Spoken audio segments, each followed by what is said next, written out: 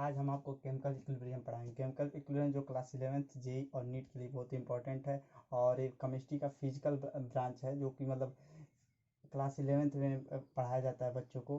तो हम स्टार्ट करते हैं chemical equilibrium. Chemical equilibrium first topic हमारा है रिवर्सिबल एंड इरिवर्सिबल रिएक्शन क्या होता है, इसके बारे में हम एक बार देख लेते हैं। जैसे कि हम देख सकते हैं यहाँ पे रिवर्सिबल एंड इरिवर्सिबल रिएक्शन क्या होता है, जैसे कि एक बार देख लेते हैं। The reaction which carried out takes place in single direction is called irreversible reaction. इसका कहने का मतलब क्या है, कोई भी रिएक्शन अगर एक ही डायरेक्शन में, बस सिंगल डायरेक्शन में या फॉरवर्ड डायरेक्शन में जा रही है और वापस ना आने की टेंडेंसी को इरिवर्सिबल रिएक्शन कहते हैं। मतलब वापस ना आए जो रिएक्शन, मतलब उसको अगर कोई मतलब कंपाउंड है, अगर उसको मतलब एक बार प्रोडक्ट बन गया तो उसका बाद में उसका रिएक्टेंट हम नहीं पा सकते, उसको इरिवर्सिबल रिएक्शन कहते हैं। सेकेंड है the reaction which takes place in वो direction are called reversible reaction. एक ऐसा रिएक्शन जो दोनों डायरेक्शन में कैरिड आउट हो उसको हम रिवर्सिबल रिएक्शन बोलते हैं। नेक्स्ट हमारा है the chemical reaction in which gaseous and product are involve are irreversible which is carried out open container. जैसे कि हम एक बार देख सकते हैं कि कोई भी केमिकल रिएक्शन हो रहा है, कोई गैसियस और प्रोडक्ट इन्वॉल्व है और इरिवर्सिबल रिएक्शन है तो वो ओपन कंटेनर में होता है। इस इम्पॉर्टेंट करके हम देख सकते हैं ओपन कंटेनर। नेक्स्ट हमारा टॉपिक इक्विलिब्रियम। इक्विलिब्रियम क्या होता है, the state at which the sum of measurable property became constant are called equilibrium. यानी कि क्या, the state at which sum of measurable property, कोई भी सम ऑफ मेजरेबल प्रॉपर्टी अगर कांस्टेंट हो जाती है किसी एक पर्टिकुलर टाइम पे, उसे इक्विलिब्रियम बोलते हैं। जैसे कि at the equilibrium rate of forward direction, rate of forward direction become equal to rate of backward direction. देख सकते हैं इक्विलिब्रियम एक ऐसा कंडीशन होता है जहाँ किसी भी केमिकल रिएक्शन का जो होता है रेट ऑफ फॉरवर्ड डायरेक्शन और रेट ऑफ बैकवर्ड डायरेक्शन आपस में क्या हो जाते हैं, इक्वल हो जाते हैं। उसी कंडीशन को हम इक्विलिब्रियम बोलते हैं। नेक्स्ट हमारा टॉपिक है प्रॉपर्टीज ऑफ इक्विलिब्रियम। इक्विलिब्रियम की क्या क्या प्रॉपर्टी होती है, the state of equilibrium can achieve only reversible reaction. एक ऐसा स्टेट ऑफ इक्विलिब्रियम हम अचीव करते हैं केवल किस में, रिवर्सिबल रिएक्शन में। नेक्स्ट है the state of equilibrium the measurable property became constant, जैसे कि प्रेशर, मोल, टेम्परेचर। नेक्स्ट है the state of equilibrium is dynamic in nature. जो इक्विलिब्रियम का नेचर होता है वो डायनेमिक नेचर का होता है। जैसे कि मतलब डायनेमिक नेचर का मतलब समझिए यहाँ पे इस बात को। डायनेमिक नेचर क्या होता है, जैसे कि वो रुका नहीं रहता, मतलब प्रोग्रेस करता रहता है reaction. It is not necessary that equilibrium is the amount of product and reactant is same at may or may not be। इसका मतलब क्या हुआ, it is not necessary at the equilibrium the amount of product और reactant। मतलब equilibrium का ये मतलब होता है, नहीं होता है कि मतलब अमाउंट ऑफ रिएक्टेंट और एक अमाउंट ऑफ प्रोडक्ट सेम हो भी सकते हैं, नहीं भी हो सकते। जैसे कि एक बार हम ग्राफ से देख सकते हैं, जैसे कि यहाँ पे देख सकते हैं कंसंट्रेशन और टाइम के बीच में ग्राफ लिए, टाइम टी पे प्रोडक्ट यहाँ पे हमारा पहुँचता है और रिएक्टेंट इधर आता है, यानी कि एक पास नहीं कट के, लेकिन इक्विलिब्रियम का कंडीशन इसने अचीव कर लिया। नेक्स्ट ग्राफ में हम यहाँ देख सकते हैं, ग्राफ हमारा सेकेंड ग्राफ में, ये फर्स्ट हमारा ग्राफ था, सेकेंड ग्राफ में हम देख सकते हैं जैसे कि दोनों रिएक्टेंट और प्रोडक्ट के जो ग्राफ हैं आपस में आके मिल जाते हैं और यहाँ पे इस टाइम पे इक्विलिब्रियम इसको अचीव हो जाता है। इस पे कह सकते हैं यहाँ पे जो होता है इक्विलिब्रियम रिएक्टेंट और इक्विलिब्रियम के कंडीशन पे अमाउंट ऑफ रिएक्टेंट और प्रोडक्ट सेम हो जाते हैं। नेक्स्ट हमारा है कंसंट्रेशन और टाइम के बीच में, थर्ड है। तो यहाँ पे हम देख सकते हैं जैसे कि प्रोडक्ट आगे बढ़ गया है, फिर रिएक्टेंट थोड़ा नीचे आ गया है, रिएक्टेंट का अमाउंट एक टाइम टी पे, लेकिन नेसेसरी कंडीशन यही होता है, मतलब रेट और टाइम के बीच में जो इक्विलिब्रियम की कंडीशन अचीव होती है, रिएक्टेंट ए हो गया हमारा, प्रोडक्ट ए हो गया, दोनों एक ही साथ मतलब आने चाहिए एक टाइम टी पे इक्विलिब्रियम। फिफ्थ प्रॉपर्टी हमारी है the state of equilibrium can achieve from both forward as well as direction, backward direction. जैसे कि हम देख सकते हैं एक ऐसा state, the state of equilibrium can achieve from both forward as well as backward direction. जैसे कि हम कह सकते हैं इक्विलिब्रियम की कंडीशन को अचीव करने के लिए फॉरवर्ड या फिर बैकवर्ड डायरेक्शन को में दोनों कंडीशन में इक्विलिब्रियम अचीव किया जाए, या फिर फॉरवर्ड डायरेक्शन हो या बैकवर्ड डायरेक्शन हो, बोथ कंडीशन ऐसा होता है कि जिसमें हम इक्विलिब्रियम की कंडीशन को अचीव कर सकते हैं। नेक्स्ट हमारा टॉपिक है type of equilibrium. Type of equilibrium क्या होता है?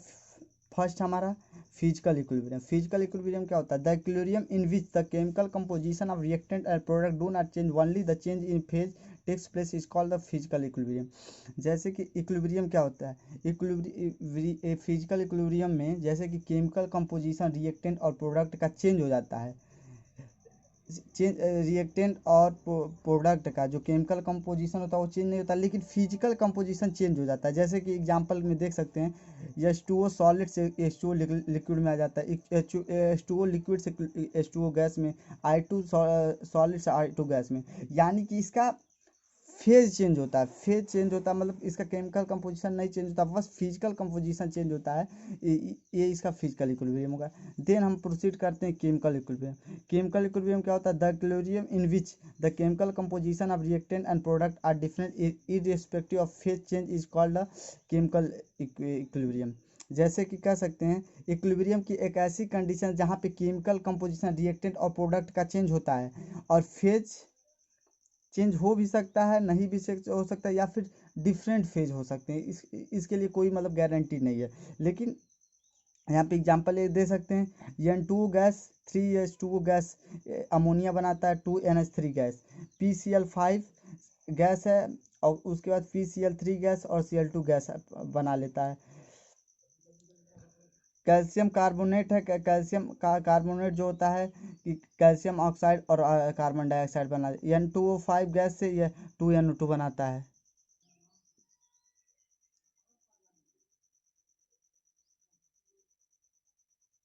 नेक्स्ट हमारा है होमोजीनियस इक्विलिब्रियम। होमोजीनियस इक्विलिब्रियम क्या होता है? The equilibrium in which the phase of reactant and product are same are called homogeneous equilibrium. जैसे कि जो इक्विलिब्रियम होता है उसमें फेज ऑफ रिएक्टेंट और प्रोडक्ट एक ही फेज में होते हैं, उसको होमोजीनियस इक्विलिब्रियम बोलते हैं। जैसे कि एग्जांपल के लिए देख सकते हैं PCl5 से PCl3 और प्लस Cl2, 2NH3 से NO2 प्लस 3H2O, NO2O4 से 2NO2। दो देखिए इसमें भी गैस फेज में, यह भी गैस फेज में। यानी कि दोनों जो किसी रिएक्टेंट और प्रोडक्ट दोनों में फेज से, मगर गैस फेज में है तो गैस फेज में ही रिएक्शन का रिएक्टेंट और प्रोडक्ट दोनों भी ही गैस फेज में होने चाहिए। नेक्स्ट हमारा था heterogeneous equilibrium. The equilibrium in which the phase of at least one reactant and product are different are called heterogeneous equilibrium. यानी कि रिएक्टेंट या प्रोडक्ट किसी एक का कम से कम एटलीस्ट जो फेज होता है वो डिफरेंट होता है। जैसे देख सकते हैं कार्बोनेट है, कैल्शियम ऑक्साइड बनाता है और carbon dioxide, carbonate solid phase में और कार्बन डाइऑक्साइड गैस फेज में। 2NaNO3, NaNO2 सॉलिड है, हाफ O2 है, गैस फेज में है। प्लस ये मतलब इसमें देख सकते हैं NaNO3 सॉलिड है और H2O गैस फेज में है। देन है वाटर, वाटर सॉलिड है और वाटर लिक्विड में। इससे देख सकते हैं कम से कम एक रिएक्टेंट या प्रोडक्ट का जो फेज होता है डिफरेंट हो तो उसको हेट्रोजीनियस इक्विलिब्रियम बोलते हैं। नेक्स्ट हमारा है all the example of physical equilibrium also heterogeneous equilibrium. इसका मतलब समझिए all the example of physical equilibrium आज आल्सो हेट्रोजीनियस इक्विलिब्रियम। हम कह सकते हैं जो फिजिकल इक्विलिब्रियम होता है वो सारे मतलब हेट्रोजीनियस इक्विलिब्रियम होते हैं। हेट्रोजीनियस इक्विलिब्रियम के एग्जांपल होते हैं। नेक्स्ट हमारा टॉपिक है law of mass action. Law of mass action क्या होता है? The rate of sorry the rate of a chemical reaction is directly proportional to the active mass of reacting species to the power of its balancing mole.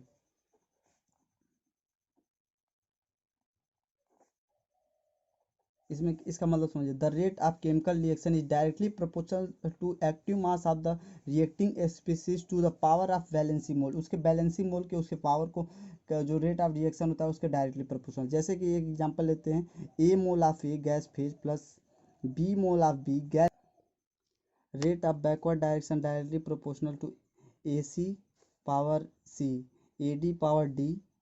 और जो कि मतलब अगर इसका proportionality के साइन हटाते हैं तो एक कांस्टेंट आता है के बी, एक कांस्टेंट आ गया, आर बी इक्वल टू के ए सी के पावर सी ए डी के पावर डी। जस्ट आता है एट इक्विलिब्रियम। एट इक्विलिब्रियम का कंडीशन क्या होता है, rate of forward direction is equal to rate of backward direction, हम आगे भी देख चुके हैं। तो यहाँ पे देख सकते हैं कि तो इस हिसाब से दोनों इक्वेशन फर्स्ट मान लें, इक्वेशन सेकेंड, दोनों को कंपेयर करें यहाँ पे, तो K F equal to A power A plus A B power B और K B equal to A C power C A D power D. तो यहाँ से दोनों को मतलब क्रॉस मल्टीप्लाई कर दें तो K F equal to K B आ गया। यहाँ से A C power C plus A D power D upon A power A plus A B power B, ये हमारा फार्मूला बनता है। Rate of forward direction equal to rate of forward direction upon rate of backward direction equal to होता है A C power C A D power D A power A B power A B. और इसको हम लिख सकते हैं equal to के equilibrium. और एक चीज़ और देख सकते हैं, जो वैल्यू होता है, वैल्यू ऑफ इक्विलिब्रियम कांस्टेंट, यानी इक्विलिब्रियम कांस्टेंट के की वैल्यू जो होती है depends only on temperature, temperature पे ही बस डिपेंड करता है जो इक्विलिब्रियम कांस्टेंट की वैल्यू होती है।